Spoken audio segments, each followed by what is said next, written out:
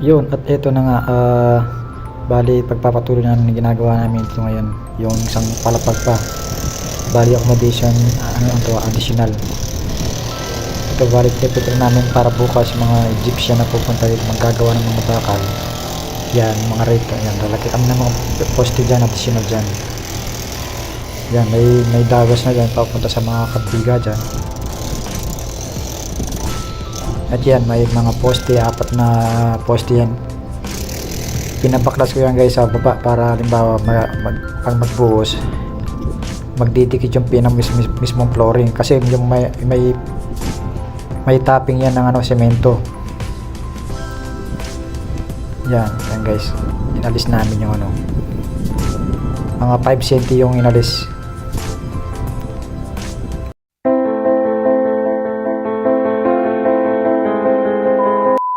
Update muna tayo ngayon sa pangalawang araw ng trabaho dito sa taas, sa rooftop, sa paggawa ng additional na rooms dito sa accommodation namin.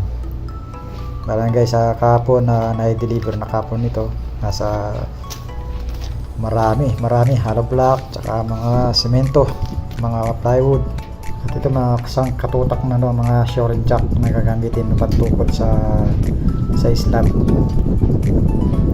Yan, bali guys, yan pinapapaikutan ng ng 2 layer na hollow block.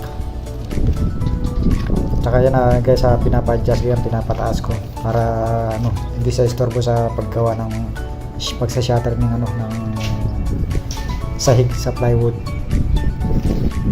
Yung guys, 3 side yan paikot na 2 line na hollow block.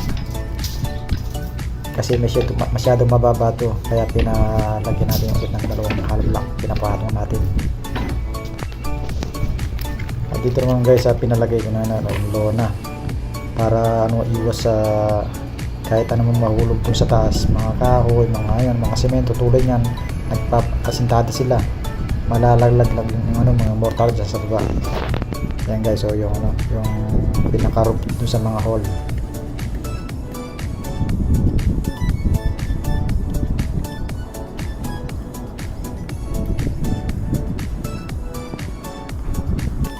Yan guys, pinabutas ko rin yung hollow block para magpag-slab, papasok yung mga halo dyan saka mga bakal para may suporta yung slab dito kasi wala siyang tulungan dito sa kabilang side ng yung pader.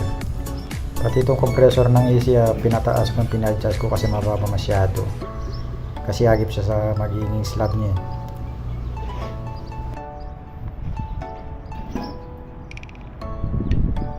Ayan guys, 2 lang pumasok ngayon, isang mason tsaka isang labor.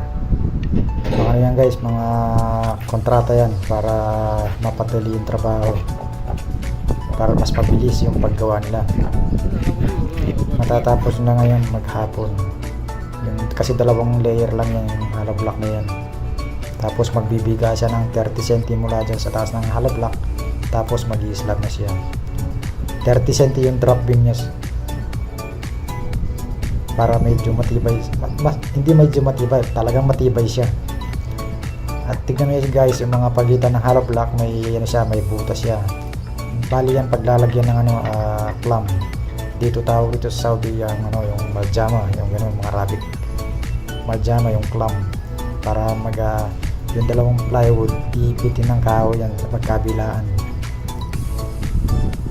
Saka pag ng pagbubuhos, hindi siya bubuka, talagang mahigpit na mahigpit.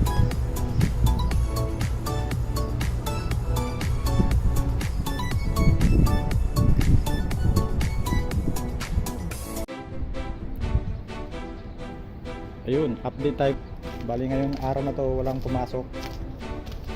Bali kaninang umaga lang, madaling araw sila nagpunta rito, inayos lang mga shoring jack dyan, mga kahoy, pati mga ibang plywood nilipat dito kasi nandito lang yan para may libre mga poste rito para paggagawa sila.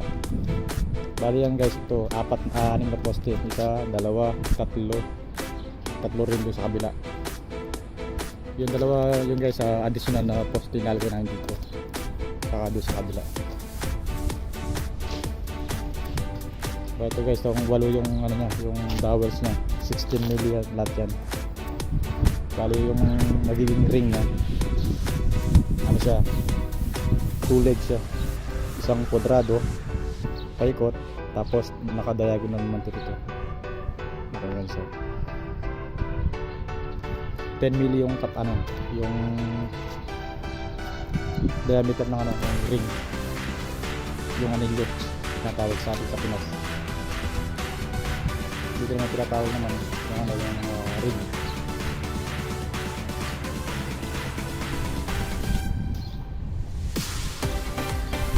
Ganun din dito yung proseso niya.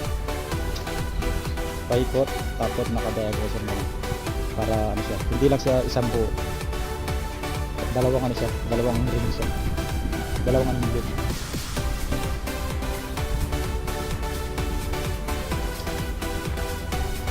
Pati rin dito ganun din.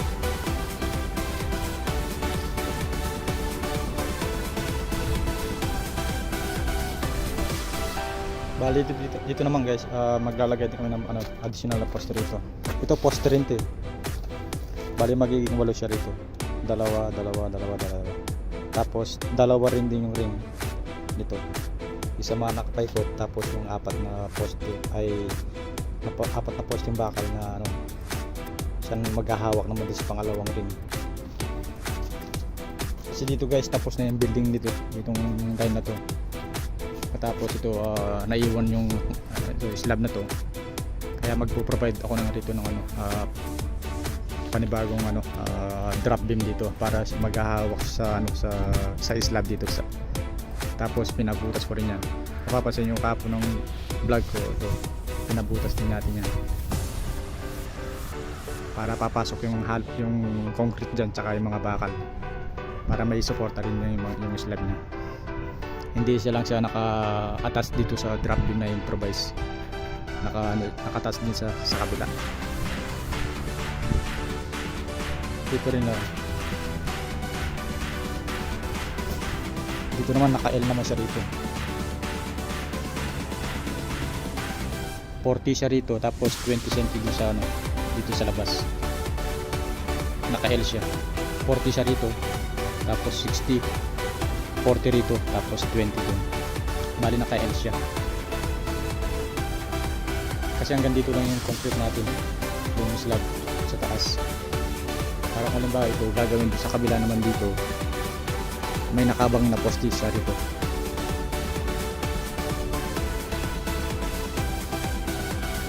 Bukas ng umaga sigurado gagawa na sila ng mga ring dito, yung anilyo.